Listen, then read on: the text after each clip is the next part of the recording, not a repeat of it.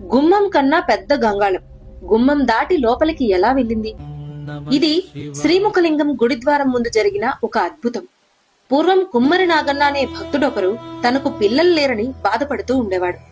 ఒకరోజు తనకు పిల్లలు పుడితే గంగాళం నిండా పాలు తీసుకొచ్చి అభిషేకం చేస్తాను అని మొక్కుకున్నాడు. అయితే కొంతకాలానికి అతని కోరిక తీరింది. ఒక కుమారుడు జన్మించాడు. అప్పుడు నాగన్న గంగాళంతో తనకు సంతానం కలిగిన ఆనందంలో స్వామికి పాలు సమర్పించడానికి గుడికి వచ్చాడు.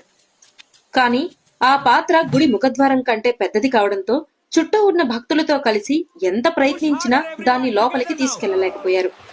నా భక్తిలో లోపముందా స్వామి అని బాధతో నాగన్న ఆ గంగాళాన్ని బయటే వదిలేసి నిరాశగా వెనుదిరిగాడు. అయితే తెల్లారేసరికి ఒక మహా అద్భుతం జరిగింది. ఒక మనిషి ఎత్తలేని బరువు, గుమ్మం పట్టలేనంత పెద్ద గంగాళమది. తలుపులు తీయలేదు, గోడలు పగలగొట్టలేదు.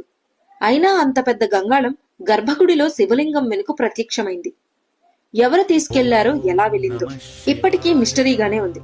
అందుకే ఇక్కడ సంతానం కోసం మొక్కుకుంటే తప్పక తీరుతుందని పాలు, బియ్యం, ధాన్యం, పండ్లు పోసి భక్తులు నమ్మకంతో మొక్కుకుని జరిగిన సంఘటనలు ఎన్నో. మీరు శివయ్య భక్తులైతే ఓం నమ శివాయ అని కామెంట్ చేయండి. ఇదే మన శ్రీకాకుళం శ్రీముఖలింగం మహత్యం. ఓం నమ శివాయ.